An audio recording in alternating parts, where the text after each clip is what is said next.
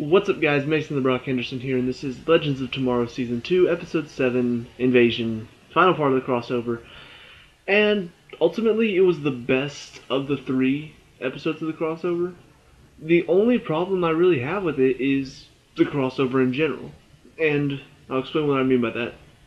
It's not so much... The problems I have are in this episode. I mean, the fact that there are certain elements that just kind of are rushed. There are certain fight scenes that I think are rushed. There are certain moments where there should be more dialogue, and it's kind of rushed. Like, the one I'm thinking of in general is where Stein's daughter, which I actually forgot to talk about this when it was first brought up 2 episodes ago, so I'll focus a bit more on that in a second, but she is about to leave because she's so upset because Stein's not really paying attention to her because he thinks, oh, she's just an aberration. And so she starts to say something to him, and normally this is a conversation that would last, maybe about a minute, them talking back and forth, trying to figure things out. But she says one thing, and all of a sudden that one thing makes her think of, oh, I have the solution to our problem. And that was it. It was like maybe 20 seconds long, their conversation. So I feel like if there was more time devoted to this episode in a whole, instead of just, oh, we have to rush this entire last part of it, the entire fight, all of that, I feel like we could have had more time to focus on little scenes like that. Instead of we have to cut it off quickly because we got to get back to the rest of the episode. And honestly, it's not a problem with this episode, like I said, it's a problem with it overall. Because instead of having a 4-night crossover, you had a 3-night crossover because Supergirl's episode was all Supergirl. Instead of bringing her over to the universe at the beginning of that episode, and then bam, we're into it. No, you have to spend an entire episode, more Supergirl, more building up for her, and so now we only have 3 nights for the crossover, so now that's cut off. And then on top of that, you write it to where the majority of the first episode was just, kind of introducing the characters to each other, and then it ends with a fight amongst the team, and that's it. Last episode was mostly focused on Arrow characters, which apparently that was the 100th episode of Arrow, so that's why it was such a callback, bringing back the parents, bringing back Laurel. All of that was apparently part of, oh, this is the 100th episode, so we have to pay homage to these characters. So it wasn't even really focused on the crossover last night, which is, it doesn't fix all the problems that I had with the episode, but it does explain a lot of the issues. So now, this final episode, Legends of Tomorrow, has to be completely focused on where we have to fight the aliens. And instead of maybe having them travel back in time to get the alien last episode, which would leave more time to bring them back and more interaction there, they have to rush, okay, all of these people are going back to 1950 to get the alien, and then they introduce this little, like creepy government guy. I couldn't think of the right word to describe him. He's not creepy, he's more just slimy, I guess, is the better word. I don't know. He's what I think of when I think creepy government guy. So he shows up, and we have to introduce him, and we have to introduce him in the future, and then we have to introduce, all of his experiments on the Dominator. And then on top of that, we have to do the storyline with Stein and his daughter. We have to do the storyline with Cisco and Barry. We have to do the storyline with Supergirl and Oliver, and then we have to do another storyline where Barry has to turn himself in, and the rest of the team is trying not to let him turn himself in. So all of these little things that, if the 4-night crossover had been more focused on the crossover, it would have been a much better episode because a lot of these storylines would have had more time focused on it, and we could have enjoyed it more. But like I said, instead we had, first night was all Supergirl, so not really part of the crossover. Second night was introductions, so now we have to get through all of these. Third night was Arrow-based, and then this night is finally, okay, so we have the crossover, we have all the characters. This is the first night that felt like a crossover. And that's kind of sad. I mean, the Flash's night did as well, but like I said, it's all of the introductions. You don't expect there to be a whole lot of crossover fighting in that one, and even though there was a fight amongst the team, it still didn't feel like they were focused on the problem, which was the aliens. It was more, we're just fighting each other. So tonight was the only one that felt like it was heroes versus aliens, what we were promised. And that's kind of my disappointment in all of this. That being said, this episode was good because there are several storylines that I feel like had good moments. First of all, I think the one that has frustrated me the most through all of this. Cisco and Barry, obviously, has been frustrating because how many times have we done this before? Oh, Barry, you did this and it hurt me, and so now we're never going to be friends again. Blah, blah, blah, blah. And by the end of this episode, finally decides we are friends. The thing that I like about it is, one, we're finally done with it, and two, it felt natural. It didn't feel like one of those moments where Barry does something to like save his life or something like that. You know, Barry tries to turn himself into the Dominators, and that's when Cisco realizes, oh, he's willing to sacrifice himself. No, it was Cisco travels back in time with Haywood and some of the other legends. They managed to free a kidnapped Dominator, which apparently was a part of the timeline. You know, this creepy government guy like has a Dominator and tortures it to get information. Apparently, that happened. So when they released the Dominator, that changed the timeline, and that, I guess, caused them to come back. And so Cisco's starting to realize, I changed the timeline myself. Like, this whole time, I've been mad at Barry for that, and then I do it. So I just like the fact that Cisco had the chance to change the history himself, and he did it. And so it's almost like he's starting to realize, you know what? I kind of understand now. So even though this storyline didn't interest me in the least, it really got boring after a little while. I'm glad it's done, and I'm glad they didn't end it in the typical way. You know, having Cisco see Barry do something heroic and just like, oh, I'm your friend now. So that storyline was interesting. The storyline with Stein and his daughter was fairly interesting. I'm hoping we get more of that, because I want to see more of that. I mean, the fact that when he's talking to Caitlin at first, he's like, she's an aberration. I mean, that's... I understand where he's coming from, but it was really, really harsh from Stein.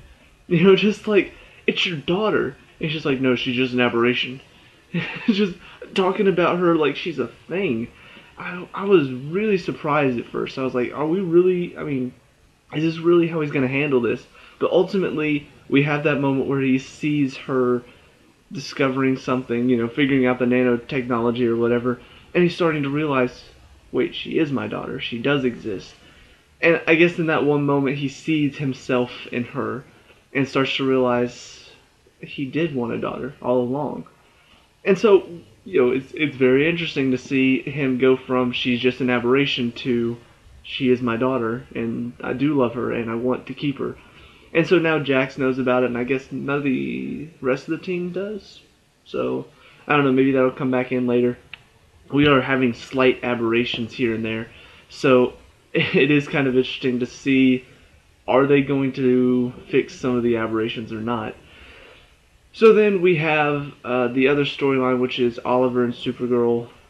Oliver just kind of tells Supergirl, look, stay off to the sides for a little bit because I need my life to return to normal. I didn't really understand this one. It didn't bother me. It didn't excite me. It was just kind of there. And by the end of the episode, you know, one of the Dominators knocks Oliver off the roof and Supergirl flies in, saves him. And by the end of it, it was just like Oliver kind of had to apologize in his Oliver way. I don't know. It just seemed kind of out of nowhere and unnecessary to me. I can't really explain why they decided to have that thrown in there. Why they had to have Oliver being a jerk to Supergirl for some reason. But I don't know. It was there. It seemed unnecessary. It seemed like it wasn't really part of the overall story. It was just another story thrown in because we needed a reason for Supergirl not to go with the team. But then, of course, you know, the final storyline that kind of pervaded this episode was the creepy government guy. I'm not really sure what his purpose was in this, other than the fact that they didn't want the story back in time to go completely without a hitch. You know, like, whenever Haywood and Mick and Vixen go back in time with Cisco and Felicity, they go back, they go to steal a Dominator, and it looks like things are going off without a hitch, and then all of a sudden, this guy steps in, takes them to a secret facility, and starts to interrogate them. So it's almost like that was the only real reason he was brought in for this, because they needed something in the past to go wrong. They couldn't just have it all work out, no problem. And ultimately, I mean, they do find a good reason for him to be there, but it still feels like that's why he was added in this episode, because whenever we see him in the future, we see that he made a deal with them to not come back, and no metahumans would be utilized or something like that. And it kind of makes me question, did this have something to do with the Justice Society of America? Like did they somehow cause the aliens at first, and did he work to shut them down later on? Is that what happened to him? So I don't know. I'm wondering if maybe we'll see more of him. I don't know. If not, he'll feel like a wasted character. But I mean, he seems interesting enough. He seems like he is a government person that would get stuff done. So I'm curious to see if he's going to have any more story, or if this was just one episode he's brought in because we need some sort of connection to the Dominators. We need some sort of thing to go wrong back in the past. So I don't know where that's going. But yeah, those are all like the side stories going on. And of course, the main story is still involving the aliens. So as far as that goes, it was enjoyable. I mean, first of all, like I said with the first time I saw them in the second episode of the crossover, they don't look unique. They don't look like aliens that I've never seen before.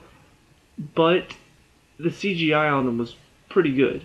I mean, they look like they were a part of the scene. They look like whenever they're fighting, they look like they're actually there. There are certain moments where you can see it's kind of cheesy. Like you see some character. I think there was one in particular that Vixen was just like doing little kicks. It was almost like she wasn't kicking at anything, but they had the Dominator jump to her side so that she could kick him to the side. But there are certain moments where, yeah, you can see, okay, these are clearly CGI. But then there are other moments where it looks like they fit in well with the scenery. It looks like our characters are actually fighting aliens. So yeah, overall it was really good. The final fight scene was pretty impressive as well.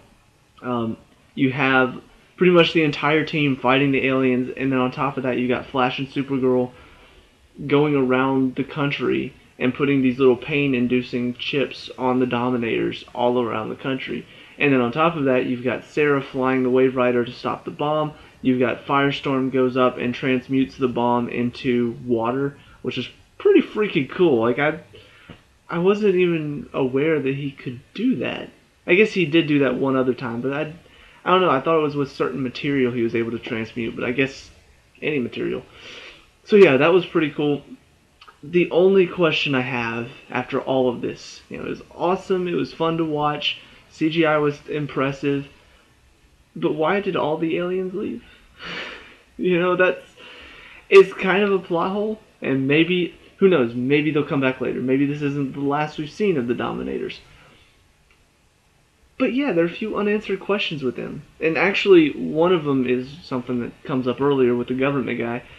One, how do they know about Flashpoint? Because it seems like it's something that only Barry really knows about. Obviously, the Legends will probably notice certain differences as well because they live outside of time right now. But it's still a question of if Barry went back and caused Flashpoint, do these aliens just not exist in time? Is that part of their thing? Or did something happen that they knew, they saw Flashpoint, like they have some sort of device that can see whenever Barry caused Flashpoint, and so that brought them back. I don't know. I'm curious to see what happened that let them know that Flashpoint is there. I don't know. I'm curious. They didn't answer that. The other question is, like I just said, why did they all leave? Obviously, all of the aliens in America had the pain-inducing chip on them. So, yeah, it makes sense that they all are just like, we need to get out of here. But why did the rest of the aliens leave in other countries? It feels like there's no reason for them to. I don't know. There's also a question of why did they drop the bomb whenever, Barry hadn't even had a chance to turn himself in yet. Little questions that just, I don't know if they're going to be explained. I guess you can just make the assumption that, because the metahumans fought back and they see that they're not powerful enough to stop the metahumans, that's why they left. But, I don't know, I feel like that needs to be explained. The Flashpoint thing needs to be explained. Why? And no answers. So who knows? Maybe they'll come back. Maybe not. Maybe this is the last we'll see of them for a while. All I know is this episode was definitely better, but the crossover in general was very disappointing for me. There are certain elements that didn't get enough focus. There are certain elements that did get kind of focused, but not enough. I wish it was written better. I wish overall it was scripted better instead of a 3-night crossover with an Arrow tribute thrown in the middle. I wish it could have been just an all-around 4-night crossover. It would have been so much better. It would have been so much more enjoyable to watch. So that's my biggest frustration in all of this, is just the crossover in general. So let me know what you guys think down in the comment section below. What did you like and dislike about this episode and the crossover? Let me know. We can talk about and discuss all that good stuff. Leave a like and subscribe for future Legends of Tomorrow, and I'll see you in the next one. Peace out.